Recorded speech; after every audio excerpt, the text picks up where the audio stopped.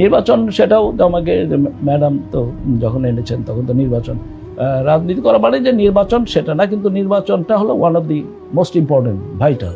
যে আমি রাজনীতি করছি, জনগণকে প্রতিনিধিত্ব করতে গেলে জনগণের ভোট নিয়ে একটা স্টেজে পৌঁছায়, সেই জন্য সেটা দল নমিনেশন দিলে নিশ্চয়ই আসবো। আশা করি এবার নমিনেশন দিয়ে এরকম আমি তো ধারণা পোষণ করি, সেই জন্য কাজ করছি।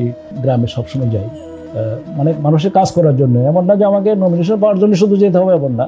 তো নমিনেশনটা এটা অ্যাবসলিউটলি নির্ধারক যারা আছে তারা দেবেন।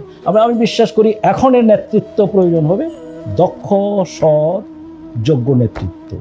এটা এই বিএনপি ভুল করবে বলে আমার মনে হয় না।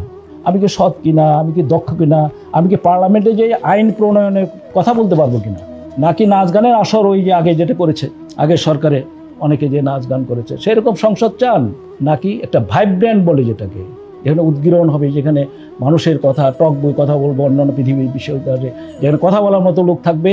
আইনটাকে বুঝতে হবে, যে আইনটাকে আপনি প্রণয়ন করবেন সেই আইনটাকে আপনাকে করতে হবে যে কী আইন আমি প্রণয়ন করছি। মানুষের জন্য আইন, মানুষের মঙ্গলের জন্য আইন, মানুষকে রিপ্রেশন করার জন্য নয়, অত্যাচার করার জন্য ওই আইন যেন না হয়। আমাকে যদি বিএনপি মনে করে যে না he is right man, nomination well, I will accept, এবং আমি একলা যাবো, মানুষের জন্য কাজ করবো, আমি আজীবন যতদিন বেঁচে আছি এবং মানুষের জন্য কাজ করবো, দ্যাটস ফাইন। এটা আর এর চাইতে বেশি কিছু নমিনেশন না দিলেও কিচ্ছু নাই করার।